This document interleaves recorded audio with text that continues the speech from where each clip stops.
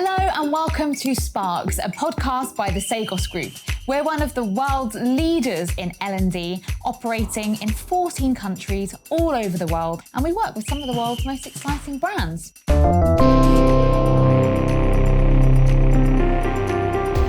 In each episode, we are looking at igniting ideas, exploring bold new strategies, and sparking meaningful conversations with thought leaders, change makers, and learning pioneers from around the world. My name is Gladstone. I'm your host and one of the senior L&D consultants here in the UK office based in London. Today's podcast is part of a short mini-series we're doing all around leadership and management topics, and today we're looking at how to lead through big change. Emphasis on the word big. Big changes. Big change. Oh my God, Millie, big changes. So luckily, I've got two experts in the room with me today. Jonna Sercombe, the UK and US CEO of the Sercombe Group, and Louise Connors, one of our directors, in charge of all things finance and operations. Indeed. Hello. Indeed. Thanks for joining me, both of you. Thank you for having us. So I will just reference, we did talk about big changes in the intro there, and that is what today's podcast is all about. Have either of you been through any big changes recently in your professional lives? We've had big changes, haven't we, Louise? We have. Yes, certainly. We've just been through a big acquisition and merger. Yeah. So we're well prepped. And we also, I think, I don't know about you, but I certainly know that what I've learned through this whole process is however much you know about leading through big changes, you would definitely not get it all right. Yeah, and you always learn more. You always learn more, exactly. I love this advice straight off the bat for the audience who are listening. So yes, obviously this is a topic that we've picked because we have just experienced our own huge change here at Sercombe. So thinking about a big change, maybe in relation to a merger or other changes that are going on, let's start at the place that it is best to start at, and that is the beginning. So before it all happens, before it kicks off, what are the kind of things you have to do? What preparation and planning did you do before the big change happened?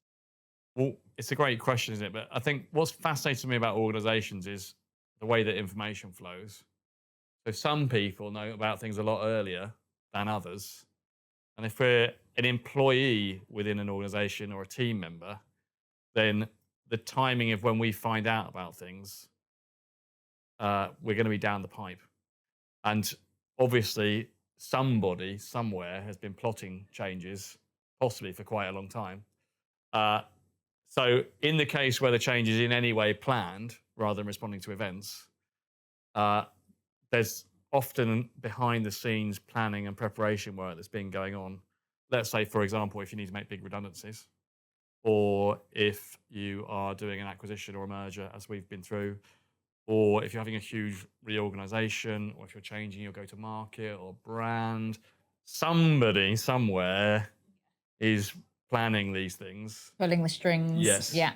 And what we were discussing before we came on the pod is that it's easy to think that those things haven't been done somehow, but probably by the time we find out about it, this has probably already been quite well planned. And you've been involved in that kind of approach, haven't you, Louise? Yeah, definitely. I mean, and as Jonna said, there's lots of preparation that goes on before we even know about things. And but certainly when you come into the process, I think the first thing you want to understand that helps you prepare is why. Why is this change happening? Why is this acquisition happening? Why? That helps you prepare. It helps you develop some questions so that you can sort of make your planning relevant to where you need to get to, define what success is going to look like. How are we going to get there?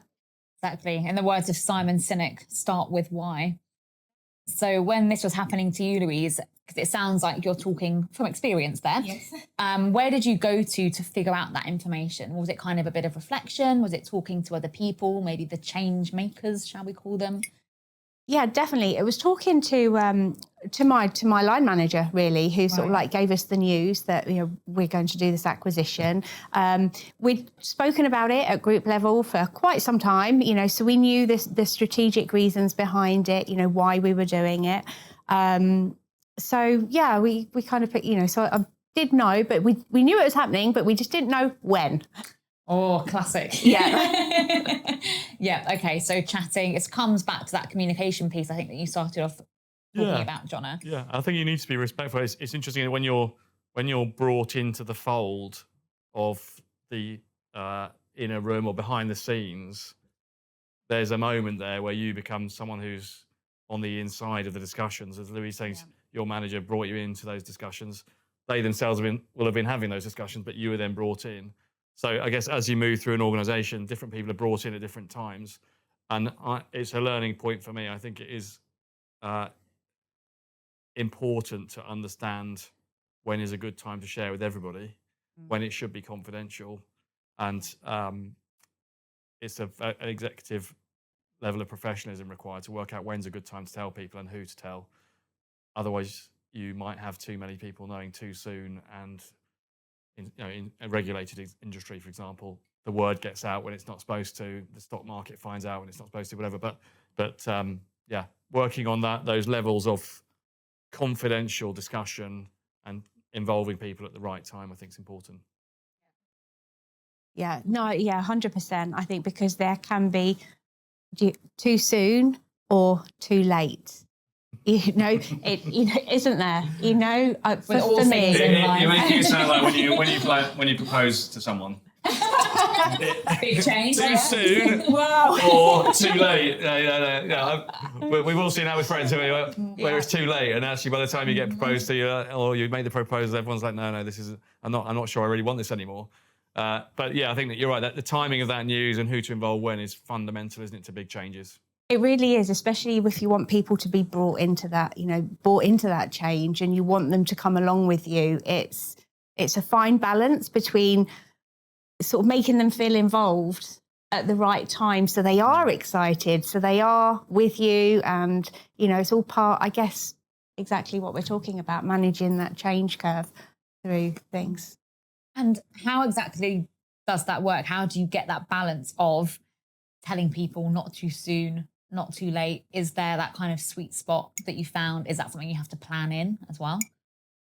I think it varies from person to person. I think a lot of it will vary on the work that you've already done in that preparation piece, where you're thinking about your key staff, that you're hoping to come along on that journey, and just balancing it with levels of confidentiality, as Jonna said, levels of confidentiality, and trusting them, and just, so it's a hard one. It is really hard because you want to share the good news, and it's like, but how are they going to take it? Are they going to see it the same way that I'm going to? So yeah, it varies from person to person. Everybody's different. Hard question. It is. And I think as well, what you've touched on there is sometimes the big emotions are involved with big change as well. So maybe you're fearful about how people might react, whether they might not take the news well, why they might be really excited about it. So do you think that before you communicate any kind of change, is it helpful to have processed how you feel emotionally or otherwise about it first before you can then communicate it out? 100%. I think it's very important to be fully on board with the change, so that you understand it, you can see the benefits. You also understand, any downfalls, any risks, so that if those questions come out from people that you're going to bring into the, into the fold, I guess. So yeah, there is an element of processing, definitely. Yeah, I think it's fundamental. I think you can't lead with integrity if you yourself haven't worked through the good, the bad, and the ugly, and come to terms with it. And if you haven't allowed yourself sufficient processing time to settle with what you're going to do or what's going to happen, then you're leading from a position of instability. Whereas if you let it sit, and if you get yourself centered with it, then you can lead from a very grounded position. And when you're leading through those things, people are going to look to you. If they see that you're shaky, they're not going to believe you. And if they see that you're unsettled, then they're going to lose confidence. So for me, it's fundamental that the people that are operating and organising big changes have to work through that they're that it's settled with them, that they're congruous with it, that they feel comfortable about what they're going to ask other people to do. That doesn't mean it's necessarily going to be good. And I think that's the other thing that's really important in all big changes. No one can predict the future. So if you start telling everyone this is going to be brilliant, it's definitely going to work, that cannot be true. You cannot know that it's definitely going to be brilliant, and you cannot know it's going to work because nobody knows the future. So the sort of naive change leaders, they're trying to sell this change to an organization. They're trying to tell everyone it's going to be great, and they would be much better to give a balanced view and say, look, these are the things we can see are pretty clear possible wins from this. This is what it's going to cost us. And even down to this is how you're going to lose out through this process. So being transparent about the difficulties, and as a leader, being prepared to ask people to accept the difficulties, that is what you can do when you're grounded, when you yourself resolve that it's the right thing to do and that you're going to do it. However, if you yourself are not sure it's the right thing to do, and if you're not sure you're going to do it, then you can't really lead effectively. And in fact, in the acquisition that we went through, I had some of the best guidance from what is my now manager. He took me aside at Heathrow Airport, having flown in from Italy, to have a bit of a chat with me. And he said, look, Jonna, I'm just going to be really honest with you. If you think we should do this, if you want to do it, do it. And if you don't want to do it, don't do it. But it's not great to think you might do it and then decide not to do it. You'll waste yours and everyone else's time. So think about it. When you're resolved what you want to do, let's do that. And then we'll move forward. And I feel like that's the case with all big changes. With it, I mean, we've done a rebrand as well. You can't do a rebrand, or we've got clients and we've just done a rebranding. I was talking to one of the senior leaders there. One division is not on board with it. Well, you need to be on board with it because it's not going to be undone. You're not going to go backwards. However much you're not on board with it, it's not going to change. So you've got to sit with it and you've got to get on board with it, and then you can lead. But I don't think you can lead until you yourself are not necessarily convinced, but settled. Yeah, and I think that's kind of realism that you're talking about there, having that balanced view of these are almost the pros, these are the cons, this is the stuff that could go wrong. I think actually when you're talking about being stable, when you're communicating that change, that balanced view actually really helps with that, I think, because you're much more credible. Like you say, if you are saying, actually, these are the bits that we're not sure about, that actually these could be the downsides, but let's focus on the positives that could come from it and kind of drive forward with that. Yeah. So yeah, I think that definitely helps with that communication. Yeah. And also I think if, we are quite naturally cynical as humans, if someone is standing in front of you saying, this is going to be the best thing ever, it's going to be amazing, there's no downside, it's all positive, anyone that's listening is probably going to think, well, that sounds too good to be true. There's definitely going to be some downsides. So you almost start off on the wrong foot, even when you are trying to be overly 100%, positive. 100%. Yeah. We've seen that as well, haven't we? Yes. The trying to be super positive and sell things, actually it creates skepticism in and of itself. Yeah. When you go to like Disneyland or something, and you think, whoa, you can't be like that all the time. It can't be that good all the time. Mickey Mouse has his down days. Exactly. Yeah. The person that's in that costume, they can't be like that all the time. It is an act, and if it's an act, then it's obviously not true. So, there's it's important that you got that honesty. Yeah. And so we are, of course, an L&D agency. We do a lot of programs and a lot of workshops all around change management, leading through transformation. Are there any particular models that you like when you think about change or transformation that might be helpful to leaders going through some kind of journey like this? We've got a bit of confession to make, really. Oh, We do, yes. We're aware of them, but you don't tend to use them really. I think you have to deal with what you're faced with. Everybody is different. Everybody follows that change curve differently, at a different pace, at a different intensity, and not every model will fit everybody. So I think it's important to apply, to recognise the change models and to be able to apply them as and when you need to through the process. Yeah. I agree. I think the theory of change is one thing, but it's theory. And the reality of leading through big changes is probably a bit messy. Doesn't conform to all the steps. Probably it's quite individual. Yes. I was reflecting, looking at our executive team, and what was interesting about it is that everybody in our executive team is generally enthusiastic, but about everything. And Surely not. but I mean, it's so there's a kind of, I saw a little meme on TikTok that I really like, which is that it's a little cartoon of someone living on the ground floor flat.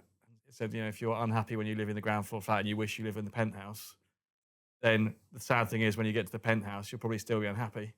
If you're unhappy when you're a single person and you're looking for love, when you find love, you'll probably still be unhappy. If you're not unhappy in your current job role and you hope and wish you could get a promotion because you think that'll make you happy, when you get there, you probably won't be happy. What it was saying, and I kind of agree with it, is that it's about, your choice as to whether you embrace things or not, whether you're positive, whether you're happy with yourself and your work and your organization. So leading through change, these models and things are all helpful. If, to start with, you've got a whole team of people that are not that happy, then probably Pretty tough. it's going to be quite hard to rally them. If they're entrenched and a bit bitter about not getting a pay rise, or there was some previous manager they hated, or they got done over for probably when you go into change, probably they're also not going to be that happy with that either. Whereas if, on the other hand, you've got, like I was saying about our executive team here, if you've got a great group of people that are broadly happy about most things, then probably when you lead change, they're probably going to be quite enthusiastic. And those models and things are helpful, but human beings don't follow the patterns of these sort of processes with boxes. I was thinking, the unfreeze, change, refreeze model of change, which I've used in training courses and other things. Like, but is that what I'm actually thinking when I'm trying to do these things? But should we maybe be thinking that? Because I think, obviously, of course, you can't use a framework for every situation. But I think what a framework does, if you can have it in mind, is gives you those moments to pause, reflect, redirect if necessary, which I think during change, did I just make up a model? Pause, reflect, redirect. Oh, yeah. Can be really helpful. Yes. To make sure that you're on the right track, that you're still doing it for the right reasons, you're still remembering and communicating the why, like we were talking about in the beginning. So was there anything like that when kind of, you were going through the changes, did you have something that you kept coming back to, whether it was just a to-do list or a pro and con list or something simple that actually reminded you why you were on this journey? We have somehow different approaches, I think. Okay. Yeah. Yours more just like, what's the next thing, aren't you? Yes. Yeah. Okay, so looking I'm forward, quite looking process ahead. driven and like to know, like, okay, got this to do, this is next, then this. Yeah. Yeah. So going through the macro to-do list of the major changes. I mean, in what we've been working through, office relocation, brand changes, contract renewal, org changes, change of the product offering, change of the client contracts, change of some reporting lines, HR consultation processes. That's just within our sphere. We've also got now a headquarters, which is not new to you, but it's new to me. Upwards reporting, international collaboration. There's an enormous list of things. Our technology stack. Yep. The social media accounts, the websites, the LinkedIn presence, the branding on the office wall. I mean, there's so many things to do. Someone has to be in charge of that to-do list and keep working through it. And I love the quote that motivation comes through sustainable progress. And I feel like if you stop making progress on the changes, then you'll lose motivation. Whereas actually getting these things ticked off that big list means that you yourselves sustain the motivation to get through it. But I mean, I'm quite a fan of organic change. And I believe one of the challenges that you face in organizations is where the leaders are controlling the changes from the top. And it's almost like the puppet masters. When I was doing my psychology degree, I loved a story about a campus that was trying to work out where to lay the paths in their new university. And so, those signs, keep off the grass. Yes. But basically, before they laid any grass, they laid gravel, and then they left it for a year.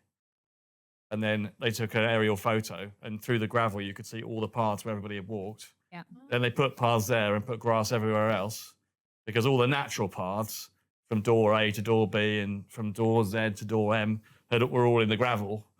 And then people actually then, when the grass was laid, there was no inclination to walk on the grass because that wasn't where you go. The nearest path from M to Z, there was a path running through there. Yeah. And I feel like with organisational change, it's a lot like that, that if you observe, if you watch, if you allow a chance to orient, if you take your time to make a decision and then act, that way you make the smoothest and best considered changes.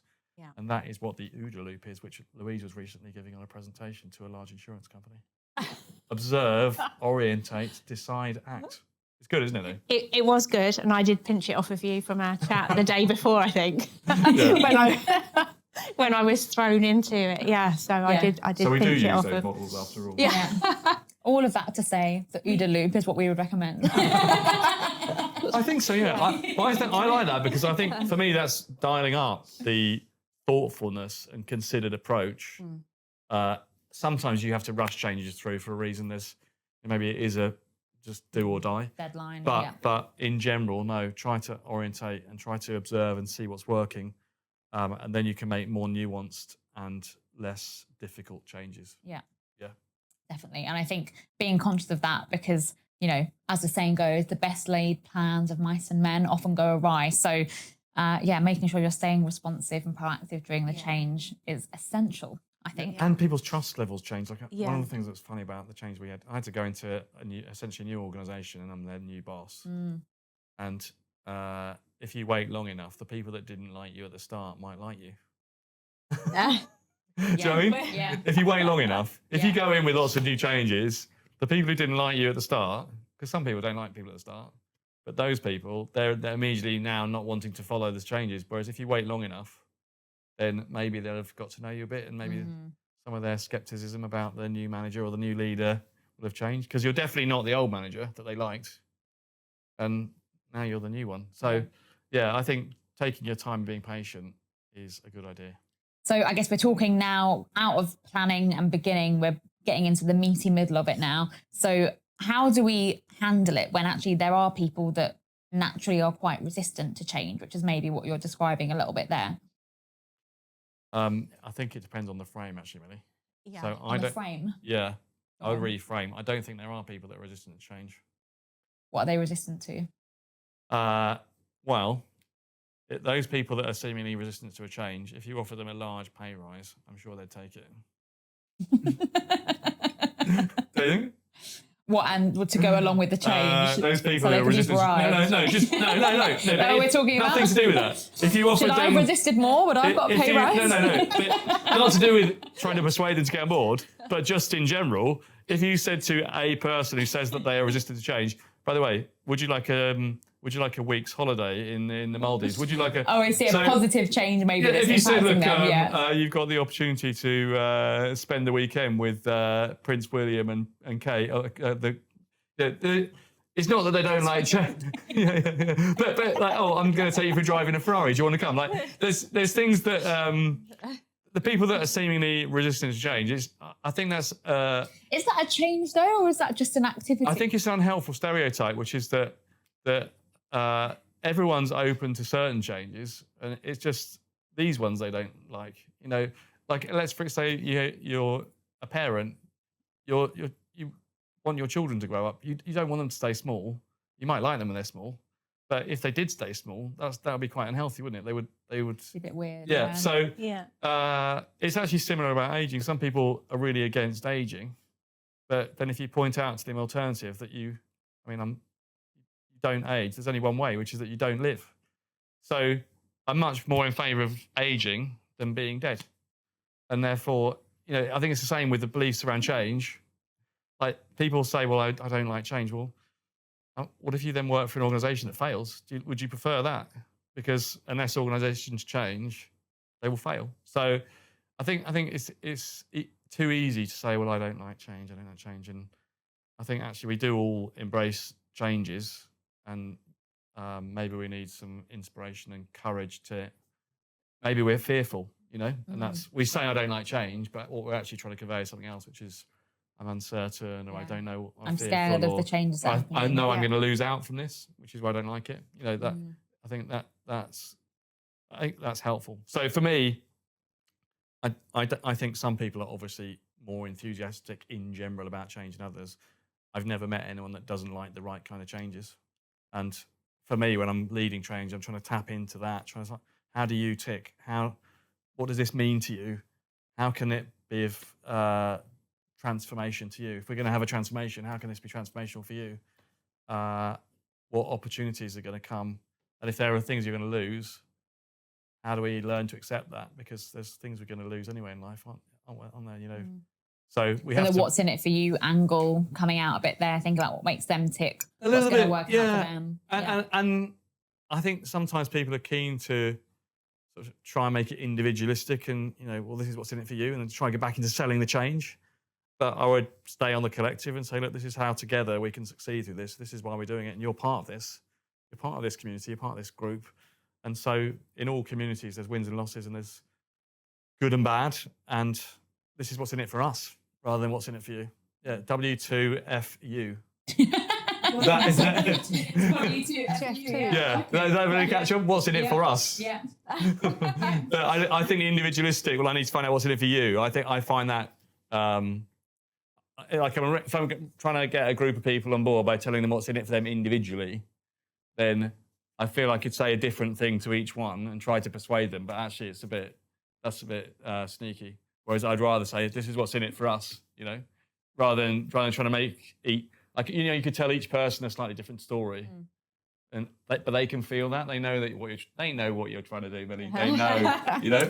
Well, I think it's a balance, isn't it, between what's in it for us versus what's in it, because at the end of the day, people can be sometimes a bit selfish and they do want to know or be reassured. Of course, you can have the wider what's in it for us goal that you're working towards. Yeah. But, you know, if you are trying to get someone on board, that might not resonate with them. If they're not on board with that, then I think the what's in it for you is then a route to actually get them more on par with I guess I'm looking at the chain, which is that you are part of us. Yeah. So what's... Oh.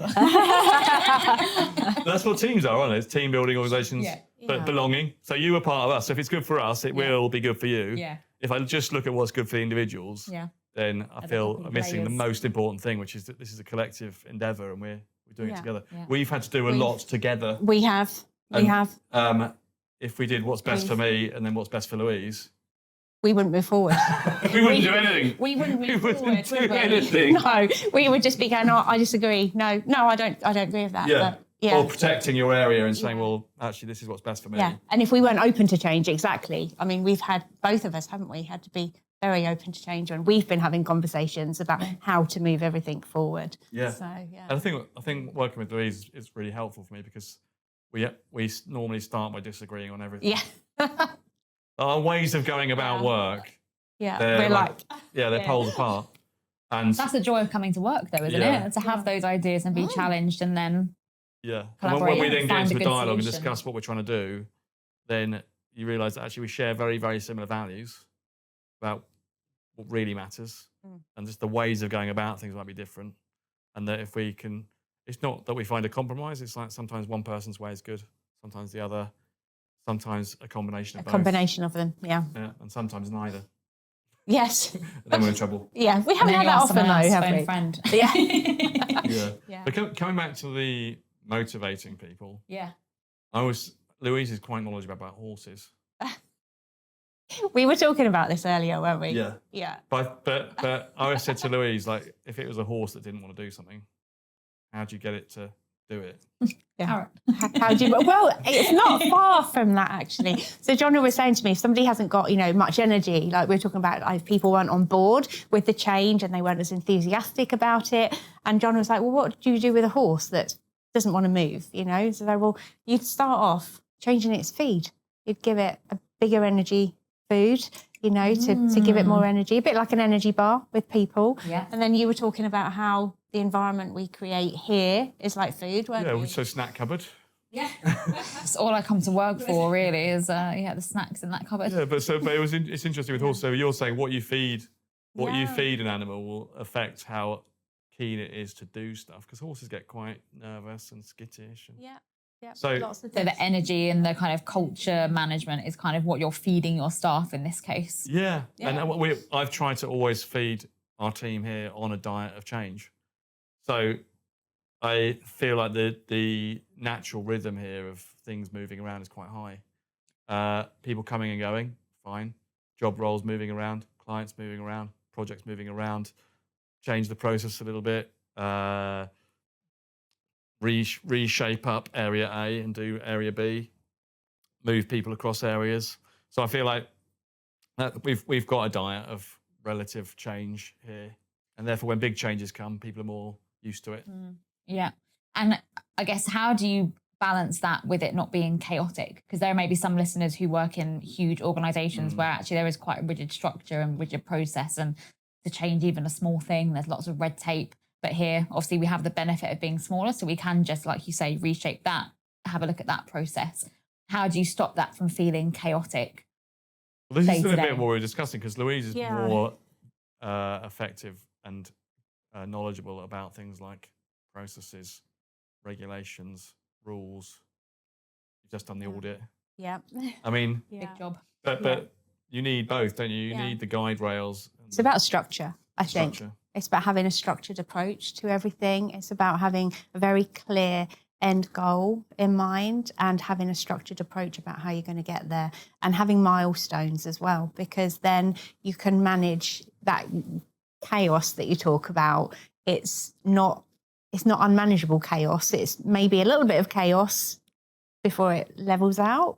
So no change for change's sake. Not for change's sake. It's about thinking. It's about, again, we were talking about preparation for a merger and acquisition. Any change needs preparation. You know, why are we making this change? What are the benefits of it? What are the pitfalls of it? How do we mitigate the pitfalls? What can we do to, any change is going to have risks. There's going to be pitfalls. It's not always going to go well, so it's just, it's about thinking about what could go wrong and how we mitigate it and how we deal with it if we do. So yeah, that's the example. I mean, that's the example of the difference is I make changes for change's sake. I think it's a good idea. I think that if you don't make changes, people get entrenched. People get tired of the same thing. This is a good one. Like, you've been working with your manager for quite a number of years, so I've got to pay attention to that, because you might get bored of working with that manager. Like when you work with manager in year one and they say something, and you go like, "Oh yeah, this is great, thanks." In year two, you're like, "Oh yeah, they said this before." In year three, you're like, "Please don't say it again." So, in year one, you're like, "I'll try and do what my manager wants me to do," and then by year three, you're like, "No, you need to do what I want you to do." I think change for change's sake is really important. I think it keeps people fresh. I think it keeps people open. System 2 thinking. Again, here, I'll say at the end of every year, people, you need to move desks. You've got to move desks. So for the next year, find a new spot, find a new colleague. Very annoying. People don't like it yet, but I think I want a job in the finance and operations team. I like a bit of process, looking at risk. We get roots there as well. But I think you genuinely do. I think you can end up with people. So let's say that you sit in the same desk every year for 5 years, and then when your team has a reorganisation, you become really angry because that's your desk, and that's your spot, Whereas if you've been more agile and you've been in an organisation where it's expected you move around, then you do. I even think it comes down to job role. Is the job that you do, is that my job, or does that job belong to the company and you do it? And I believe that the job belongs to the company and it's my job to do the job.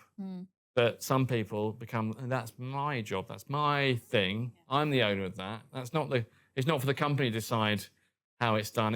This is my thing. And I feel like that is a blocker to really agile and effective organisations, that if there hasn't been enough change, you kind of become entrenched. I agree we should have change, but I do disagree with change for change's sake, because I think it can become unsettling for some people. Yeah, but not everybody does. And and the thing is, and you run the risk. If you have change for change's sake with too many operational things, you run the risk of not having an effective and efficient business as well. Yeah, that's so true.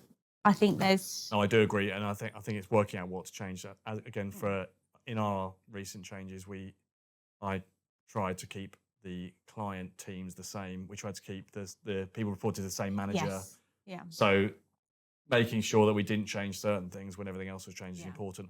I guess the case I'm making is more the other way around. When you're in a static business and not enough's changing, I think you do run into problems of becoming stale. Yeah. And it's the same actually with organisations that don't have enough learning and development and enough progression. Like progression drives change and drives the organisation reinventing itself. If you haven't got enough upward progression, then you become stale. And people are looking up there thinking, well, my next promotion is when that person retires, you know? Whereas I'd prefer to move that person around and make the organisation a more agile place to be. Mm. It's about balance, isn't it? Everything's about balance. A question of balance. Mm.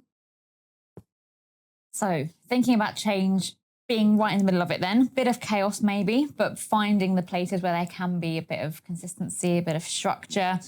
Did you find that there were specific kind of early adopters in the change that we just went through, and how did you kind of celebrate those people?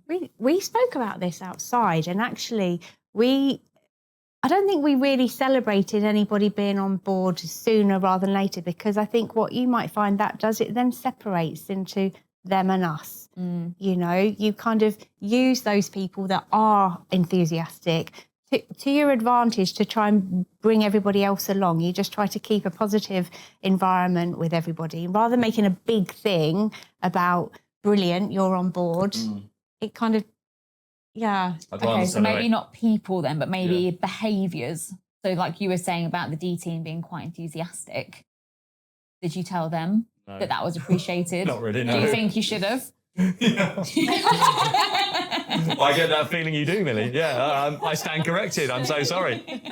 But I get your point about you don't want to separate and create them and us. But I think, if actually there are people that really are getting on board, or, you know, if it's a system change, actually are adopting the new system and exhibiting those behaviours. Even if it's not in front of the whole company, but just a little acknowledgement of actually keep doing what you're doing. If you've got the 10 out of 10 enthusiasts all the way down to the one completely don't want to do it, I'd rather celebrate the 3 out of 4 people. I think applying the encouragement. Hang on, the 3 out of 4 on your scale, or the few that are. You don't need to encourage those people. Why? Go further down. Go find the ones that are less enthusiastic. Not even in private, just a little thanks, guys. They know, and but go. Of course you will in private, but go to the ones that are struggling a little bit. All the D team, well done, Jonna. Appreciate. Did you not get that, Millie? Go to the ones that are struggling. Find something good that they've done about it and encourage that. So so the behaviour. But also, and the person. Say, you know, I would focus. Maybe I think it's more sophisticated. It's really obvious to celebrate the people that are on board with it all. Find the people that are struggling a bit, and when they take a step in the direction that you want them to do, then encourage that. Let's go back to horses. Yeah. I mean, how do you get a horse to do something that it doesn't really want to do or it's uncertain about?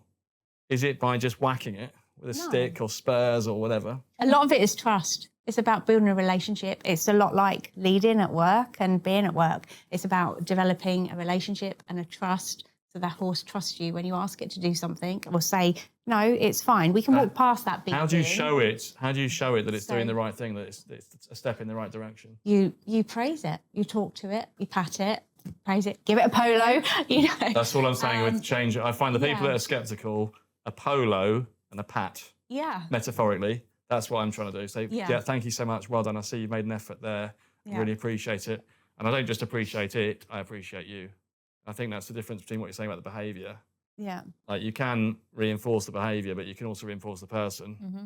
I think reinforcing the person is really important. And I'm not really a behaviour person. I think behaviour. Everyone can talk about behavioural science. Like, do you know what? It's people who do behaviours. Reinforce the person. Say, I appreciate you. I'm grateful for what you've done there. I can see you've made extra effort to make this work. Thank you.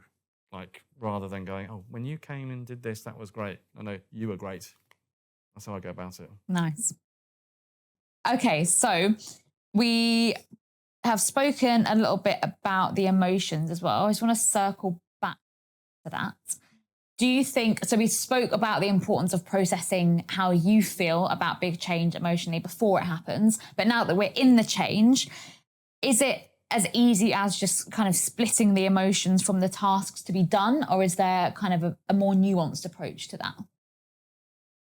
I think any task needs to have emotion with it. I don't think you should split them. Okay. Because I think tasks get done more efficiently and effectively when there is an element of emotion to it. Because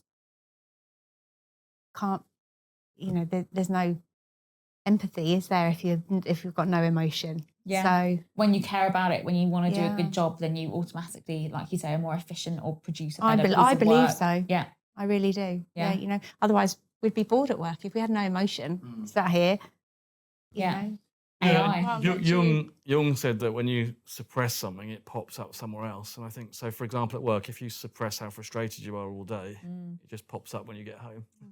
Yeah. So I don't think it really works to try to put all the emotion out of things. I think, Louise, we were agreed. You've got to bring your whole set of emotions to the task at hand. And if you're in a big change, understanding that we're emotional human beings is important. There's an element of professionalism that everybody needs. But your emotions are like a superpower if you can harness it. So I would encourage people to use their emotions rather than to suppress their emotions. We'll use them to their advantage as well. Yeah. It's. And did you find when you went through the merger that we went through, did you have to help with anyone's kind of emotional management, or did anyone have to help you with your emotional management at any points? I had to have help. Did you? Yeah. Who helped you? Lots of people. Yeah. But the changes that we were doing were big for me personally. Big change of job role, change of the way that things were structured. And I had to have help from my friends, my family. I got some professional help as well. As I said before, my new boss was also helping the team here. I remember non-exec director, lots and lots of support. And I would encourage for everybody, if you're going through big changes, then that wasn't so much the work big changes, it was the work big changes were causing big changes for me personally. So in that case, get the help that you need from people who know you, from people who care. If you've got big changes going on at work, you probably need sounding boards outside of work. I'm sure you definitely use that as well. Yes. Yeah. Who do you turn to for a level head or a different perspective, or to encourage you? I felt very fortunate through it. So my line manager at the time, who is now your line manager, was very supportive. I think what's really important to help manage that is your line manager having very clear and honest communication with you throughout the process. That really helps with managing your emotions. I spoke to somebody. I had somebody that I sort of did a little bit of coaching with some time ago, that I reached out to him and spoke to him about it, just about some of the things which really helped. And just talking it through at home as well. How I was feeling and what do you think about this, or what do you think about that? That really helped. So yeah. If you have a good home life with either a partner or friends or family, whatever it is, what I think it's interesting about that is those people know you really well. Yeah. So they might not know anything about what's going on at work, but they know you really well, and they hopefully care. Whether they're hopefully, but whether they're skillful or not is a different question. And a lot of people have friends who, whatever this person is going through, they'll kind of just agree with them. Oh, so if you were to come home and say, "Oh, work's a nightmare," some people's friends or family will say, "Oh God, yeah, tell me about it," and they'll just jump right in there with you. Whereas if your friends are skillful, they will say, "Tell me about it," and they might also be able to coach and guide and say, "Well, it's interesting you're describing this person as a nightmare, or this change as a terrible, but it's interesting because you seem to really enjoy working at that company, or they might say, yeah, you didn't ever like working for them." So, but you need, if you've got some skillful friends great. If not, then I definitely would say also speak to a coach and or a professional, or hunt around for some better friends. Maybe it's not like your best friend. Maybe it's there's someone the next level out that's actually quite good at this kind of stuff. And I think if you're going through big changes, finding the right quality of sounding board really helps as well. And then Was there anyone that surprised you, either of you, when you were kind of talking, friend or somebody at work, that actually gave you a really solid bit of advice or a good point of reflection that you weren't expecting? I think my my line manager at the time, he did. He was very, very, you know, I got a lot of comfort, a lot of great advice from him, and he was able to talk to me, you know, openly, honestly, listen, and give me the advice, and again give me a different way to think about things if there was something that I felt unsure about or didn't really know. So yeah, I would say my line manager at the time was probably my biggest source of support through that. And I had a great cycle buddy, also dog walking friend, who's quite a senior exec. But one of the things that I was trying to process was going from being the owner to being an employee. Will I have to change? Who will I become? You know, and Jonna 2.0. Yeah. He said something. He quoted some novel or something. I can't remember what it was, but it was the quote was along the lines of basically, you can't change. So you'll always be you. You know. So he was saying to me, look, you know, you could worry about all these things, but even if you tried to be someone else for a bit, it won't stick. So you'll always be you. So you just have to be yourself. Yeah. So with some kind of you're worrying about element. whether you'll still be you after this has happened, but there's no way you can't be you after this has happened, and it's very unlikely that, you know, you'll go through this change of circumstances and suddenly manage to maintain like trying to be someone else. And actually, one of the things that really has been the most interesting thing afterwards, the CEO of our company, when I asked him after the acquisition, how's it all going? Is there anything more I can do? He said, Jonna, one of the things I most appreciate is that you're the same person now that you were before the deal. He said it's possible in acquisitions that when you do an acquisition, they project that they're somebody, and then afterwards, when it's all done, suddenly they revert to type. Oh, so they put on a bit of a facade. Yeah, so the facade, you can put on a facade beforehand, can't you? You just can't maintain it afterwards. Yeah. So, and I think, you know, I think that's, it's valuable to recognise that any facade, anything you try to be, it's hard to maintain for any significant period of time, and therefore authenticity wins. Yeah, always. Hands down. Yeah. Okay, so we've talked about the beginning, the middle. It's time for the end. What happens when you know you're kind of approaching the end of the big change? How do you know if you've been successful in what you've set out to do?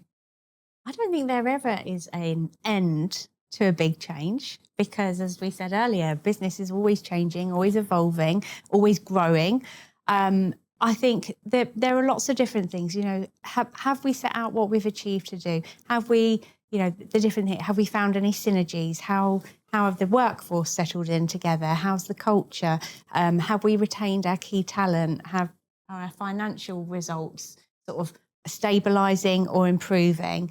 There's lots of different things, but it's about those little milestones. Have we reached them? And, you know, have they gone how we expected them to, how they needed to? Have we dealt with any hiccups? And most of all, are our stakeholders happy, I think, as well? That's a big... Yeah, has it worked? And organisations are great at making up stories, aren't they? So if someone's got an vested interest in the end, this definitely of being a success, they'll find the numbers for it, the KPIs or the so. But in my opinion, these big changes, it's not like Christmas where you put the decorations away and say, well, it's over now. You know, the activities of change continue. They hopefully ramp down, and some of them might take longer than others. And as Louise says, you need to look at your data and see how you're doing on your KPIs and your key stakeholders. But if it's most big organisations, the reason why you've done these things is to build a successful organisation, and therefore, if you have a successful organisation, you can say that in broad terms, these changes have been a success. You might have lost key people it might have been very painful. Yeah. It might have gone wrong. Let's say brand changes, you might have lost brand traction or customers, or there's very famous examples like Coke trying to change the recipe in a can of Coke and then finding that their customers didn't like it, so they changed it back. But then some people did like the new one that was created, so they ended up with two versions of Coke, Coca-Cola and the original one, and then the new original one. It's like, so these things, nothing ever really fully ends. But I guess at some point, all the housekeeping's done, and you're in a new status quo. Yeah. Did either of you have a moment where you kind of, looked out and thought, yeah, actually, this is working. This is going to work? I think we have that quite frequently, really. I mean, there's lots of work to still do. There always will be, when you're building a business. But I think, there's been quite a few incidences that we're like, okay, we've ticked that off. That's done. That's happened well. That's worked well. Team are integrating. Yeah. I think, there's been lots of, I think so. And a lot of the easy stuff, I think, is the visible stuff. So changing brand is quite visible, it's quite easy. Moving offices is quite visible, quite easy. The nightmare stuff is like tech stack. So that's hard. That's harder, much harder than rebranding.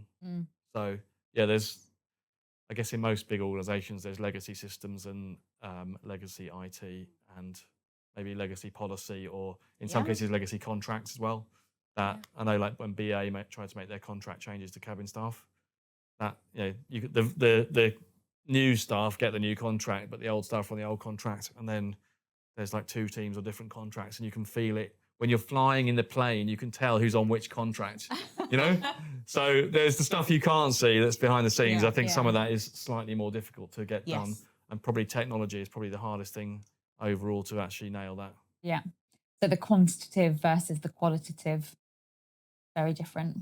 Feel versus, actually, have we switched over our Wi-Fi or whatever it might be? It could be akin to moving house. It was that easy. It probably is actually akin to moving house, isn't it? That changing where you live is easy, but getting your Wi-Fi on in your new home is difficult. Nightmare. So, 3-week waiting list. Or, exactly. So it's akin to that. The visible bits are easy, but the trickier bits are some of the stuff behind the scenes. Yeah. Great. Well, thank you both so much for joining me on the sofa and in the studio today. I think that's been a very insightful conversation for me as well. I've learned a lot, I think. So hopefully all of our viewers out there enjoyed watching that. Do make sure you hit like and subscribe so that you get all of our future podcasts wherever you get them as well. And we'll see you next time.